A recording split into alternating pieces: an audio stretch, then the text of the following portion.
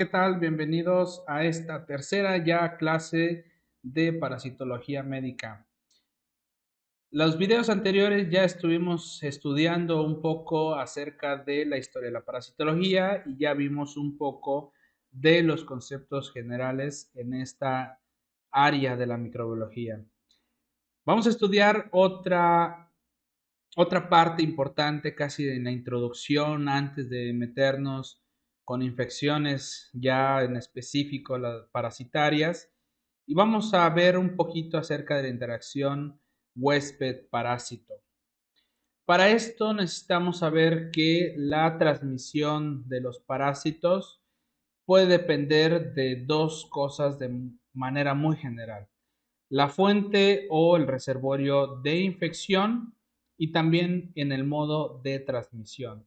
De esto depende en que se puedan hacer diferentes programas en cada uno de los países o regiones en específicas de cada país para poder tratar de evitar o reducir la transmisión de estos parásitos, algunos de ellos por vectores, otros de ellos por hábitos o higiene, contaminación que puede existir, sobre todo por aquellos que son transmitidos en vía fecal oral. Entonces, en cuanto a la fuente de transmisión, podemos tener, bueno, pues número uno, a los seres humanos, que esta es la fuente o reservorio de la mayoría de los parásitos, de las infecciones parasitarias, como lo son la amebiasis, la enterobiasis. Esta infección, este tipo de transmisión de un humano o de un ser humano a otro ser humano, normalmente podemos conocerla como antroponesis. También pueden ser los animales, y en este caso lo que vamos a escuchar de este tipo de infecciones, que puede ser en la mayoría o de otros tipos de microorganismos, como lo son algunos virus o algunas bacterias que son por zoonóticas. La infección puede ser de una manera muy directa a los seres humanos, probablemente convivir con mascotas, pero en algunos de ellos pueden ser de manera indirecta por algunos vectores. Entonces, en este caso, pues tenemos a los vectores, que es algún tipo de agente, usualmente algunos artrópodos, como lo pueden ser los mosquitos, que pueden succionar la sangre de los seres humanos y en ese momento pues puede pasar a los parásitos hacia el ser humano. Sin embargo, también podemos tener suelos y aguas contaminadas donde se puede encontrar algunos parásitos y de esta manera poder adquirirlo hacia los seres humanos. En este caso, por ejemplo, podríamos decir de la contaminación fecal oral, sobre todo de algunas larvas que pueden estar en los suelos, en las tierras. Por ejemplo, hay niños en las zonas rurales que puede llegar a ser común la defecación al aire libre y pues los niños puedan andar jugando en la tierra. Normalmente pueden llegar hasta llevarse las manos a la boca, estar jugando y comerse la tierra, pues en este momento puede ser que se puedan llegar a infectar con algunos de estos parásitos. Sin embargo, también podemos tener, como lo es por carne cruda o poco cocida, como lo es la taenia o la cisticercosis, y que por medio de estas carnes crudas que no se mueren los huevos de las larvas, pues podemos llegar a infectarnos. Sin embargo, también puede haber otras fuentes de infección, como lo pueden ser el pescado o algunos pescados, algunos crustáceos y hasta algunas plantas acuáticas. Las formas de transmisión que podamos encontrar y que vamos a estudiar en cada uno de los parásitos puede ser fecal oral, una mala higiene y estar manipulando, por ejemplo, hasta alimentos. Puede ser por medio de la penetración de la piel y las membranas mucosas. Por ejemplo, hay gusanos que ahora sí, estos sí pueden llegar a transmitirse por medio de andar descalzos. Ya ven que escuchamos a veces que no anden descalzos en las casas porque por medio de los pies pueden contraer algunos virus o la gripe, el resfriado. Pues en realidad no es así, pero estas larvas tienen el mecanismo de tener dientitos, por así decirlo, y que pueden llegar a atravesar la piel del pie, la planta del pie, y ahora sí llegar a infectar al ser humano, obviamente por los mosquitos que traspasan también la piel al momento de succionar la sangre, y pues ahí pasa los parásitos. Puede ser por medio de contacto sexual, por ejemplo, tricomonas vaginales, que es de los parásitos más frecuentes, pero podemos tener otros. No debería ser común, pero bueno, ya está. Entamoeba, Giardia, Enterobius. En esta cuestión por contacto o sexo anal entre lo que son los homosexuales, pues bueno, ahí es donde se pueden llegar a contraer de manera sexual.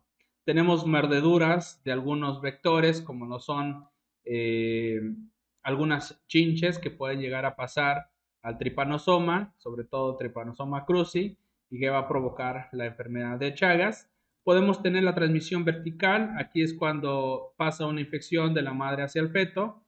Podríamos tener ahí a Toxoplasma gondii, a Plasmodium y Trypanosoma cruzi, pero también podemos tener por transfusión de sangre, y prácticamente estos géneros que acabamos de mencionar. Vamos a estar viendo y estudiando en cada uno de los parásitos el ciclo de vida del parásito. Entonces aquí podemos observar mediante imágenes, por ejemplo la CDC es uno de los organismos de infecciones donde publican, tienen diagramas de cómo es el ciclo de vida de algunos parásitos. Podemos tener dos tipos de ciclos de vida, como lo es el directo o el simple, que es cuando el parásito requiere solamente un hospedero para todo su desarrollo, pero también podemos tener el indirecto o complejo, donde sí se requiere, puede ser más de un hospedero, otros lugares para poder desarrollarse, estar en el suelo o en las tierras forzosamente. Por eso escucharemos geohelmintos, que estos prácticamente necesitan estar en la tierra. Entonces podemos observar una de las imágenes características de la CDC que tienen para muchos de los parásitos que vamos a estudiar. Entonces podemos tener algunos ejemplos de algunos parásitos, helmintos, que se transmiten o tienen un ciclo de vida de manera directa. Hay varios, Entamoeba, Giardia, Tricomonas. Del lado de los helmintos hay Menolepis, Ascaris, Enterobius y Trichuris trichuria. Pero también tenemos a los que están de manera compleja o indirecta, pero que solamente tienen un solo hospedero, requieren estar de un intermediario nada más, como lo es Leishmania, de algunos mosquitos, el Trypanosoma cruzi de la chinche, Trypanosoma brucei, otro mosquito, o más bien la mosca del tsetse, Alataenia, que puede ser por medio de los puercos o del cerdo, entre otros parásitos. Tenemos algunos que forman como que el ser humano participa como un intermediario intermedio, y por último que requieren que tienen un solo hospedero definitivo, pero tienen más o dos hospederos intermediarios. Los parásitos pueden tener diferentes formas de producción de daño. Ya esto los podemos conocer como factores de patogenicidad.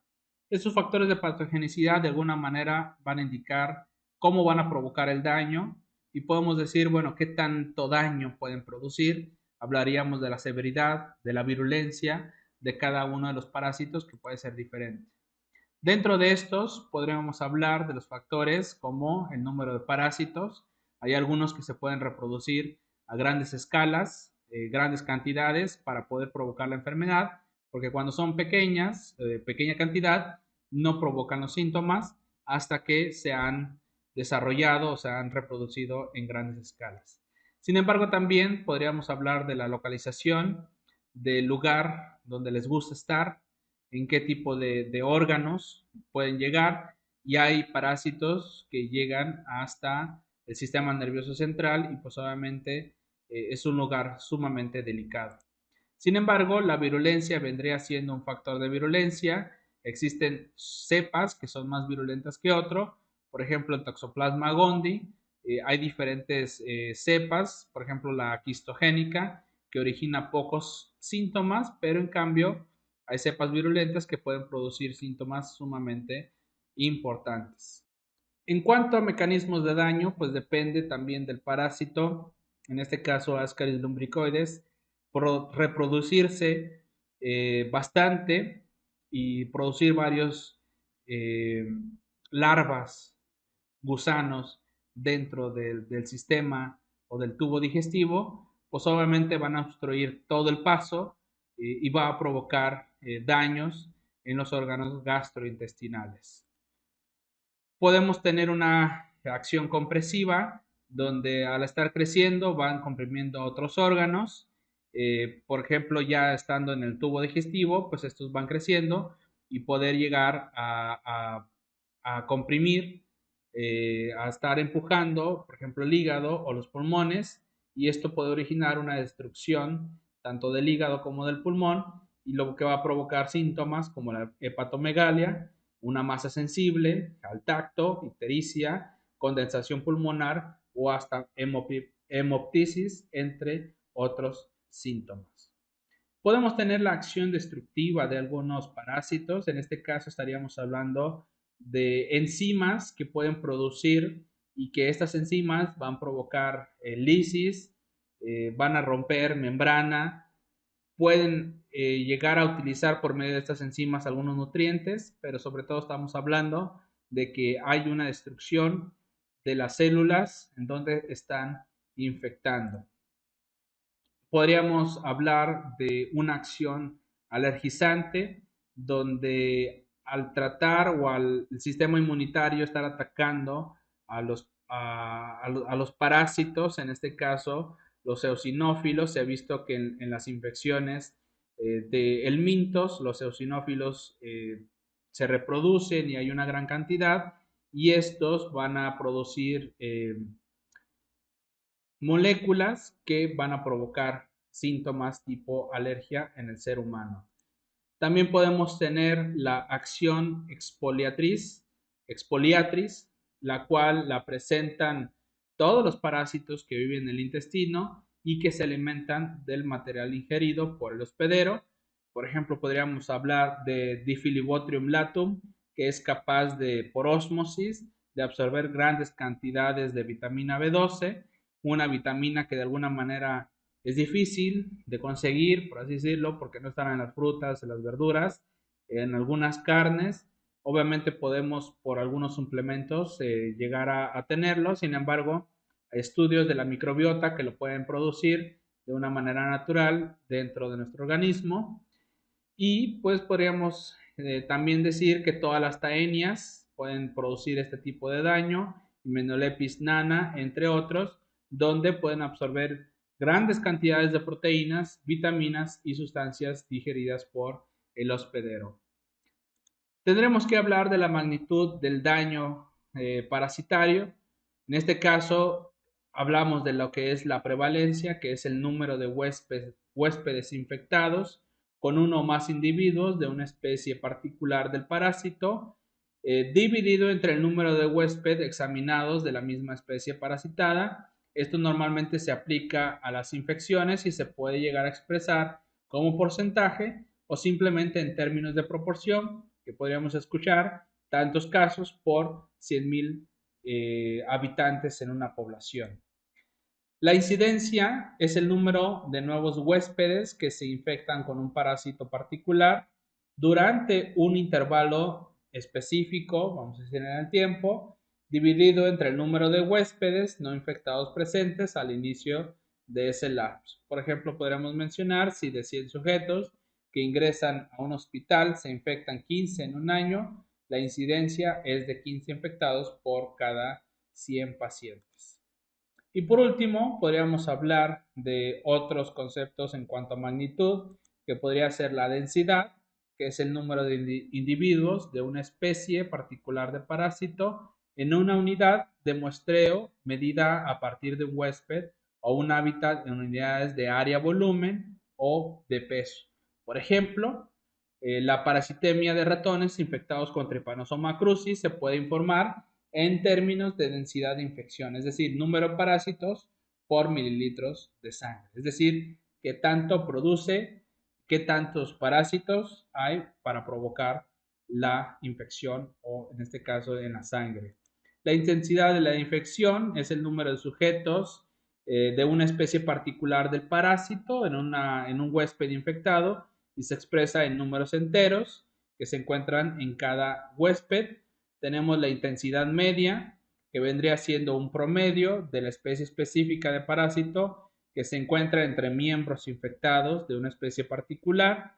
Podríamos tener la abundancia, que es el número de individuos de una especie particular de parásito en un huésped, tanto si está infectado como si no lo está. Y también pudiéramos sacar un promedio en la abundancia. Así es que muchas gracias por su atención y por poder aprender sobre la relación huésped-parásito. Si es que no olviden suscribirse si no lo han hecho y nos vemos en el próximo video.